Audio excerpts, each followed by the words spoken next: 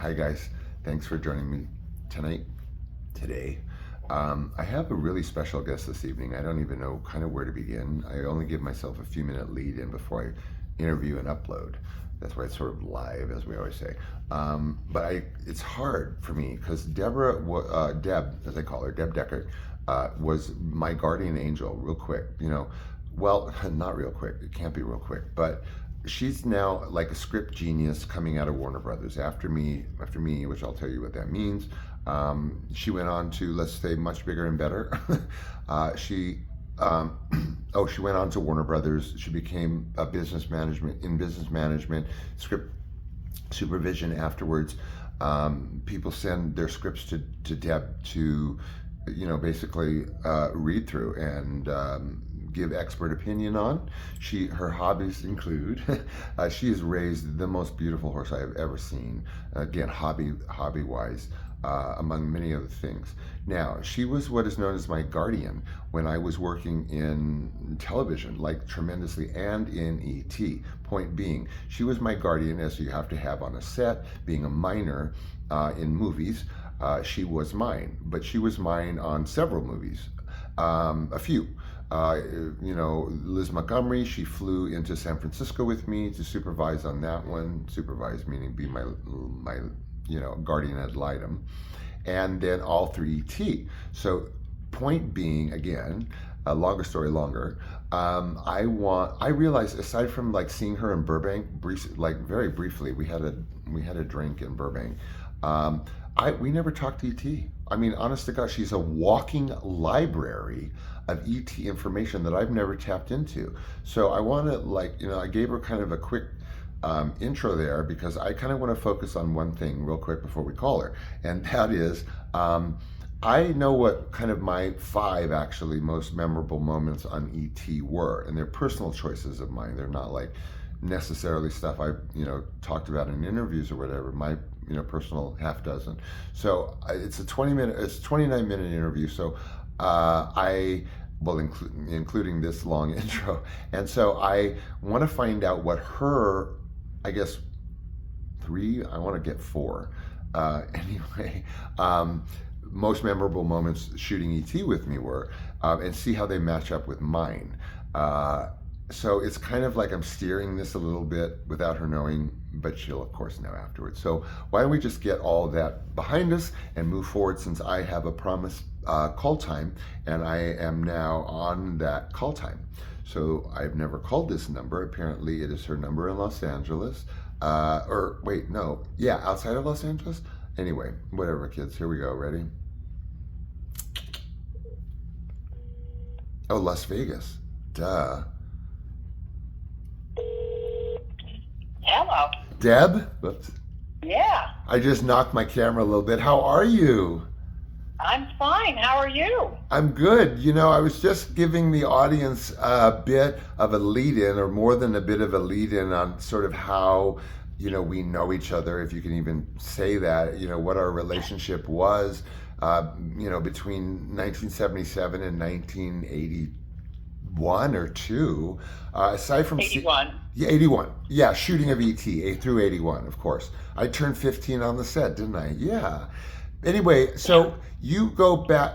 I mean, I want to know, like I usually want to know. I want to, I've told the audience about your beautiful horse, working in Warner Brothers, and then sort of, going independent, working as a script whiz of sorts, and other things. But I'm not coming out of a hat on you, but I want to know. I was telling the audience, over time, we didn't really talk much E.T. in Burbank, did we? No. Isn't that weird?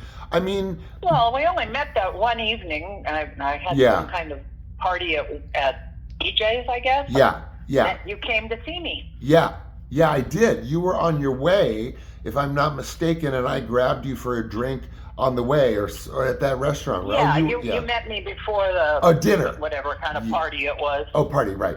Gotcha. So I was thinking, as I was getting ready, I'm like, you and I are walking libraries. I mean, we really are like walking archives. You and I in particular, you being my guardian ad litem, aside from the flying to San Francisco and all that stuff. And I've never, I mean, I have a half a dozen, let's say, most memorable moments in E.T. And I'd like to hear those. Well, no, because you're the guest. No, but I would like to hear them because I'll tell you. I have a complete. I'm sure we have completely different memories, and if you tell me a few of yours, I might remember other things. No. Well, you have to start then, because I mean, I don't have like a list in my head floating around like a grocery list, but I know some of them. Some of them I've shared because of my channel, but I know, I mean, at least I have a few, but I need to know, okay, you need to at least start with one. Maybe we can volley or something. Okay. So. Well, I was just looking over my notes because I kept complete journals back then. I noticed, yeah, you told me. But I was a very busy camper when I was working with you. I was also grooming dogs in the morning. Right. Working for an actress as her personal assistant. Right. Taking other kids to interviews. Yes. And teaching a young actress who was on How the West was one photography. Oh, okay. And also Willie Ames. Well, Willie, I taught him at the I'd forgotten about set. that completely. I taught him guitar on the Walton set. Oh my God. While he was shooting It Is Enough. Oh my God. You went all the way back to the Waltons with him? Well, the Waltons had the photography lab. Oh, okay, on their okay. Set. On the set. So we would go over to the Walton set, to the little tiny photography lab, and I used to tease Willie because he was a kind Willie of a Ames like a from teen idol at the time. Yeah. I used to tease him and tell him I was going to write an article for like Tiger Beat. Tiger Beat. I spend hours in the dark with Willie Ames. Oh my God. What a frigging byline for an article. You could have made him. And he used to get mad at me. But he did some beautiful photography, so I didn't do it all wrong. Yeah, I've seen some of his nature stuff. We're Facebook friends, and he and his wife are amazing. But yeah, and you taught him guitar too, didn't you?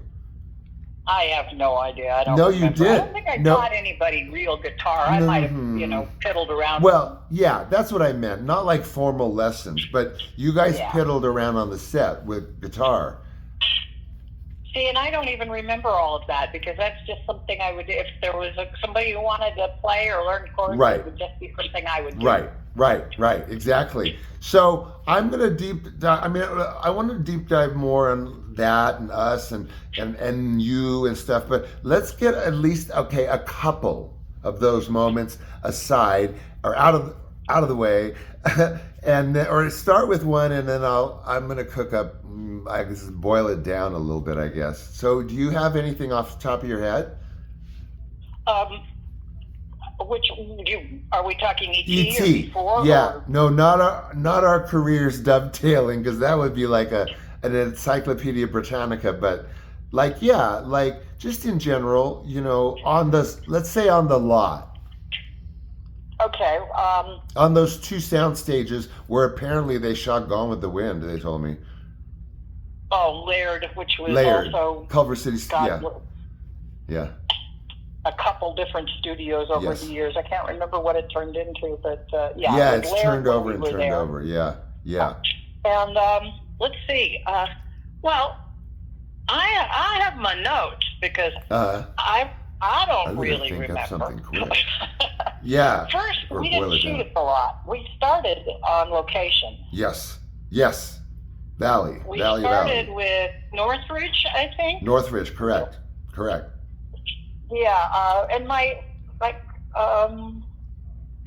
and I ended up working with you because of a Herb Tannen agency, right? Yes. Well, I mean, all I remember is you, and my mom sort of appearing in my life. If it was through Herb Tannen, yuck. But anyway. Yes. Yeah, I took care of Ike Eisenman. He was my first job. I didn't know you took care of Ike. Well, I probably didn't talk about it much because we really didn't like each other. Oh, okay. Because Al was my competition / sidekick / replacement / he be my sidekick / I was his sidekick. The younger every brother. Every time we'd run into them, I have notes that said Ruth Ann and little Al were there, and I spent time talking with Ruth Ann because I got along great with Ruth Ann. I got along great with Al, but there was just something between Ike and I that maybe it was just that he was a 14-year-old boy who'd had too much success and was a little bit too full of himself. Yes, well, Ike was one slight generation ahead of mine. So, Escape from Witch Mountain, I would have been quite young, where he was already playing like a, adult, whatever, tween or whatever. 11 or 12, yeah, with Kim Richards, yeah. So my mom taught Kim all the time, so it was just one of those. Yes. But were you on the set of Little House with me? I was. Yes, see, I found notes on it. I didn't really remember because I was also on the set with Al. No, I was one of the regular kids but he wasn't a regular at the time. It was the kid that ended up getting adopted by the family. Patrick Laberto? Yeah, I took him when his regular person wasn't around 4 or 5 times. Okay. So they blended together in my brain. Right. Yeah, I took you to Little House. It was only like 2 days, though. So did you do it all in 2 days? No, they packed it into like 2 or 3 days because there was a leftover day that was not on location. So it was 2 days on location with whatever, the exteriors. Right, and I took you to those, and then there was one day on the where soundstage. I remember meeting Eileen Heckert. Oh my God, I've told that story a million times. She taught me how to waltz, because I was supposed to waltz with Melissa Gilbert in the last scene where we are all lovey-dovey or whatever in the end, after she cries over not me asking her to the dance or whatever. And I didn't know how to waltz. And Eileen Heckert, who I didn't know, was, a monumental star, on lunch taught me how to waltz for the scene after lunch. Right, and one of my favorite memories from that was, I can't think of his name right now, but he was in The Wizard of Oz, and he was in that show too. Ray Bolger. He played the Scarecrow. He and I were walking along the boardwalks on the set over at Paramount. Yeah. And we walked into each other, and we did one of those really embarrassing where you both step to one side, then you both step to the other, and then you both step. Shall we dance? Yeah, shall we dance? And he just grabbed me and started dancing. Oh my God, you're kidding me. That is so weird. First, I just said to the audience, shall we dance? Second of all, you know what that episode was called, right? No idea. Dance with Me. Maybe that was what possessed him to dance with me. Well, maybe that's why Eileen Hecker was possessed, was with me at lunch with the waltz. That is so weird. A dovetail a story. Dancing. Yeah, it does. And that's my main memory because my mother was such a Wizard of Oz fanatic. Right. That I, of course, went and told her that I danced with Ray Bolger. Oh, my God. She was just so jealous. And for your mom, who was like beyond lovable and, absolutely like par excellence, knowing everything there is to know about minding, for lack of a better word, minors on sets. This is she ended up at the top of the list. Yes, of the top features, and was a business manager for years. Correct. I remember her dearly, actually. But anyway, not to shift, but so back to E.T. moment. So did we get? Okay. Yeah.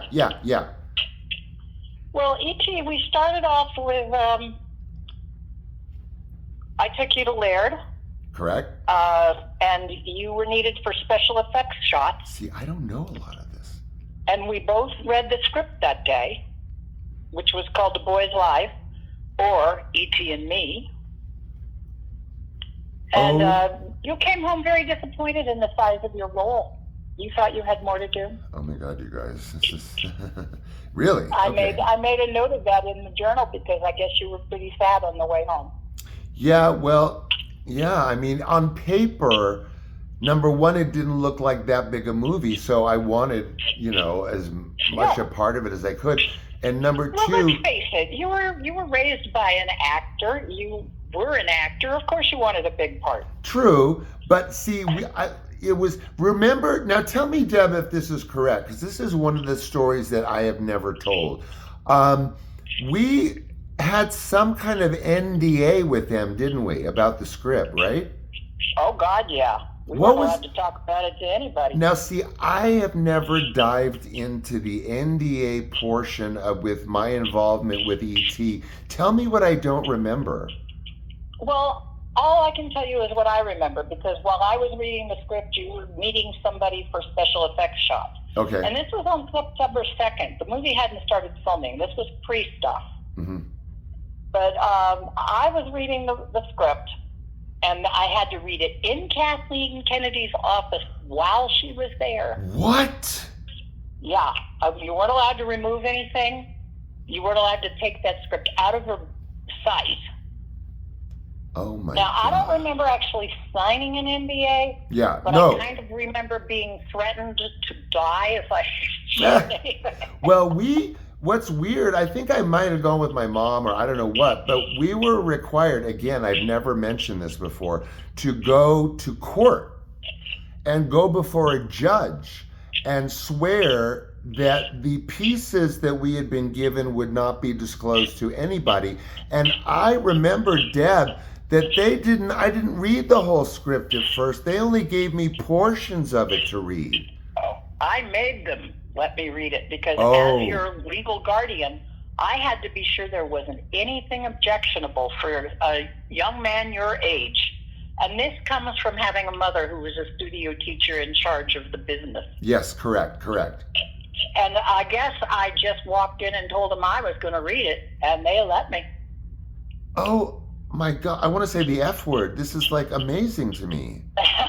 And here's the thing. I belong to LOSFAS, which is the Los Angeles Science Fantasy Society. Mhm. I have belonged to it since I was in my mid-teens. Yeah.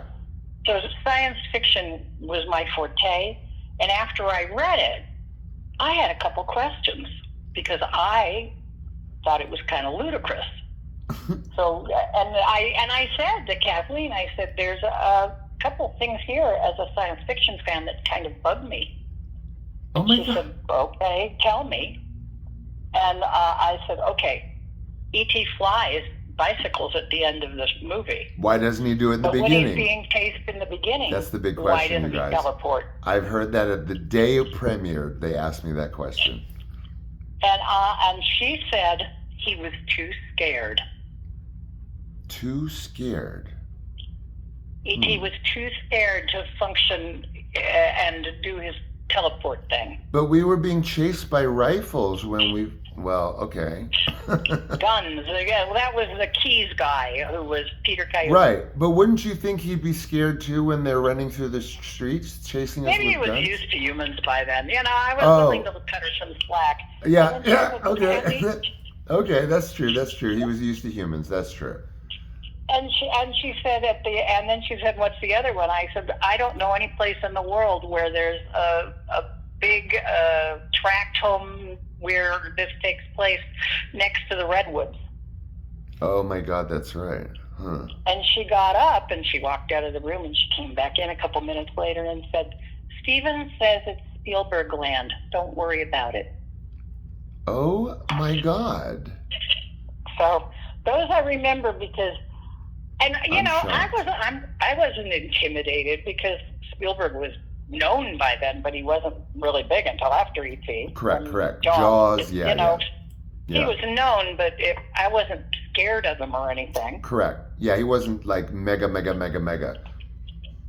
Yeah, and okay, and then the next thing we did was we picked up our laminated photos. Yes. Where do we get those from?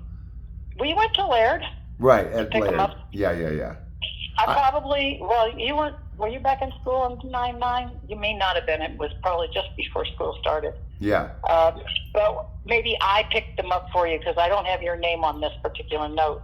She's got notes, But you guys. it was just the photos.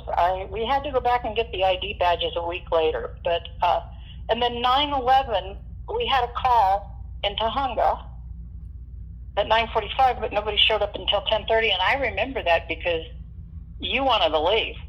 Oh my God, you're kidding.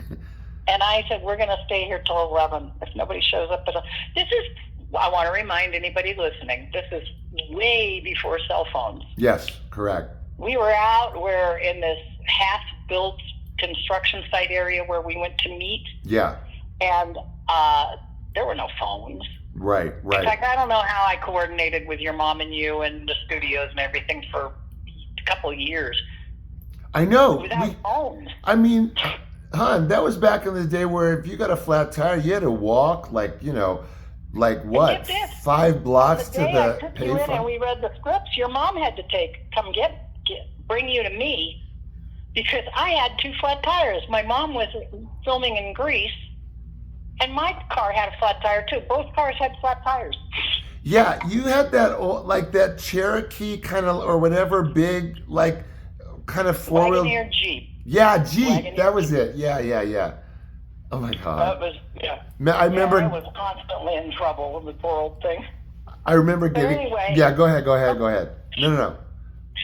Yeah, but anyway, they did show up at 10:30, and that was just to match you guys with your doubles. Oh. Do you know? Wait, Deb, did I ever meet my double? I don't remember. No, I don't think I did. I don't have Okay. any mention of it. Yeah, okay. No, I think you're correct. I don't believe so formally, no. And then I took you to Crossroads, so it must have been the first week of school. Okay, ninth grade, yeah, ninth grade. And then, let's see, then we started on 9/14, September 14th. Is that when we started on E.T.? Yeah, that was the day we actually started going. I mean, the stuff I just mentioned was all stuff You guys, in I was preparation. 15 all throughout E.T. Wait. Hey, hold on, dear.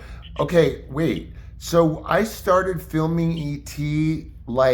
2 weeks before my 15th birthday? Isn't it the 19th? The 16th. 16th. Yeah. You started prep a couple weeks before. But the first day of filming was the 14th, 2 days before your birthday. Oh my God. I knew I turned 15 on the set, but I thought it was way into filming. No, it was the 3rd day. Oh my God. All this time I thought I was in E.T. mostly 14 or half. No. You had your birthday on the 16th. Because I know that on the 14th, and the first day you didn't work until after lunch. And I do remember that first day. It was in Northridge, and it was really hot. Yeah, really hot. I remember that, and they put me in that brown suede jacket or something, and it was. I remember I was kids were passing out. Yeah, I was melting. And that's so weird when you tell me that, because they gave me that thick bomber jacket that was like suede or whatever, and I remember I was sweltering in that thing. Oh my God. I remember grabbing it off of you every chance I got. Oh my God, this is just amazing. Yeah, wow. Okay, and then the next day we had second unit location, but it was at Laird Studios, and I believe that's the day you and I snuck off to take a look at a few of the sets and stuff. Oh, what did we look at? What did we look at? The spaceship was on a different next door. set. Right. Yeah. Well, we snuck off to look at the spaceship, I think. We did it again later, but that was the first day. And there was nobody around. You and I were just very bad. We went in and got nosy. Right. Well, yeah, because they were right next to each other, those sound stages. It was easy to drift. And didn't it get, I don't want to say it got more lax as the shooting went on, but. Actually, I thought it got worse. Really? Okay. Tight. And that was the day tighter. we actually picked up our ID tags, so we didn't even have ID tags when we were off doing that stuff. Right. So it was pretty lax because it was empty. It was just a second unit location. Okay. Oh, it was only second unit that day. Oh, that's why it was lax then. Yeah, and I believe that was just, we went there for your school. That was it, and to pick up your ID tags. Oh, that's right, because no matter what, of course, you would know you have to show up, for the audience. If Right. you're And on your working, birthday, we were at Northridge, and you were just there for school. just for school, huh? Well, on your birthday, yeah. Well, Northridge, there was all that stuff that we didn't have anything to do with. Right, right. Oh, So, yeah. And Oh, then, yeah. you had an 8:00 shoot in Northridge, and you were there till 5 on the 17th. But I didn't write anything down. Must have been one of those days where I was trying to find shade, or sitting in your dressing room, or playing games. I think I spent a lot of time with the nurse on that film. Yes, I remember her. Backgammon and Backgammon. Oh my God, that's right. Especially when you were in school, there was nothing for me to do, and you were safe, so I didn't have to keep an eye on you. Yeah. And I never had to keep an eye on you. Oh, you were the perfect kid. Well, I just need to shift altogether. I mean, we do have time limitations and whatever, but this is gonna be hard for me. Go ahead. I mean, I see here that on the 23rd you had a meeting with Melissa Matheson. Yeah.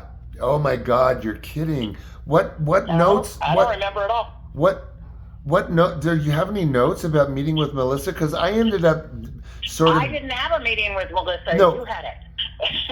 But you were with me or something? No, when you went in and talked with the creators or the director, I think I was around once or twice when Spielberg would say something to you on the set, but I mostly just was not. That wasn't me. I mean, I wasn't an acting coach. No, you were not. No, God, no. You watched a lot of kids, though, being or trying to be coached. Just occurred to me. Well, I also had my own opinions on some of that, but that wasn't my job. No, it wasn't, but I don't know, man. I'm just going to hit you with a few of the highlights here. Okay, quick, because tell me. I was picking up Drew because Ildiko needed help. Right, Drew Barrymore. And a woman ran headlong into my mom's car. What? And then I had to go get you.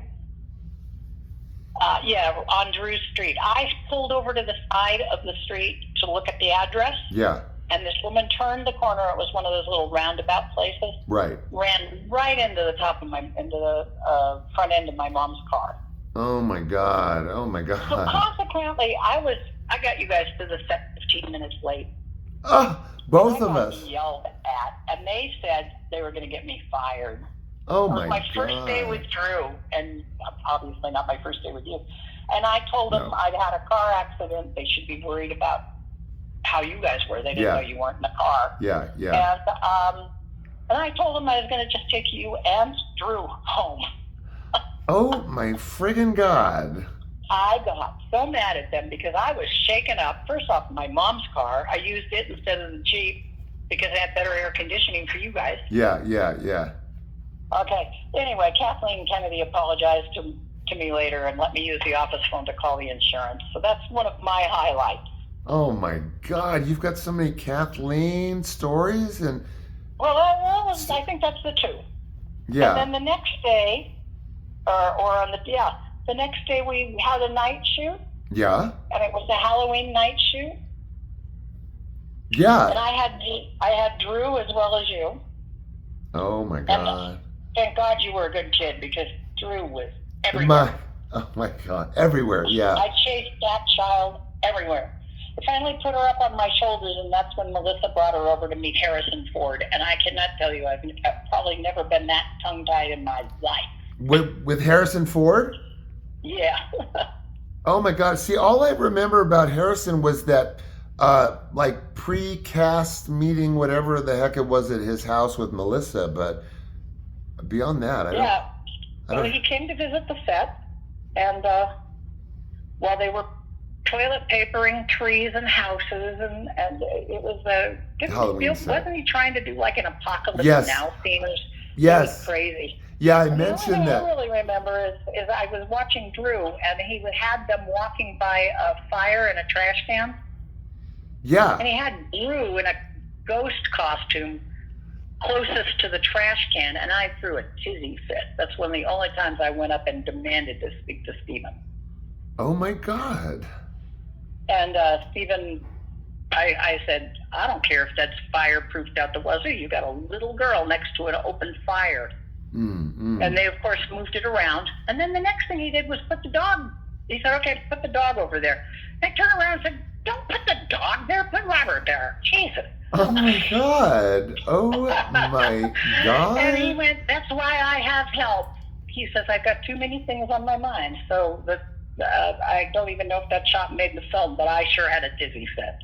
You don't let my kids go near fire. Good God, Deb. Yeah, from what I know or remember, there's plenty, I think, out of that Apocalypse Now block party Halloween scene that didn't make it in, but they did squeeze, like, I Run Up with that Nixon mask and things like that. Yeah, I mean, it was a crazy night. It really was. Yeah. And the fact that it was just one night with you. Yeah. They might have done more with Drew, but Ildiko was doing a play that night, and so that's why I had her. Oh, okay. In the end, she came and took Drew home. Okay. But we didn't get out until 12 midnight, so. On that Halloween outside? Yeah. Midnight, good Lord. How many late nights did we... at 11:50. I probably didn't get you home until 12:30. Shoot, wow. It was a Friday night. Did we have like what were they, late night shoots or No, that was really, I think, the only really late night shoot for you. Okay, the Halloween one. Well, you might have had more after I left. Right. And I'm curious, who took care of you after I went to Rome? Nobody. Your mom take you? It was a shuffle, a juggle between her and, I mean, Deb, there was no act to follow with you. You were like my guardian angel. But, I left before the shooting was over, and I was always curious. No, nobody. There was one lady that would pick me up from school and drive me to doctor's appointments, but that's it, really. Wow. So it was your mom or your dad? Yeah, basically it'd be like my mom usually, or this driver lady, or my dad. It just got shuffled around until I could drive, basically, and then I wasn't working very much after E.T. anyway, so it was not a problem. Well, I did come home and take you occasionally, but after that it was less. No. But anyway, okay, and I have a note that we all got a little sick from the fog on the set the night you did that thing with the E.T. discovery. You're kidding. What? There was fog on the set. They had that fog down on the ground. Yes, correct. The squirt fog. Yeah. And it was giving everybody a sore throat. What? Yeah. Oh my God. So we all lived. Yeah, well, I think that was the least of some of our worries, getting sick from the fog. Yeah. Oh my God. Anyway, I only got in trouble, I got in trouble because of your dad once, but I don't know if you want me to tell that story. Well, we'll shift that offline, because you know what I realized? This is, if we could arrange for like a second part to this interview, because I don't let them try and not let them stretch too much past a half hour, but I didn't realize that we had this much to cover.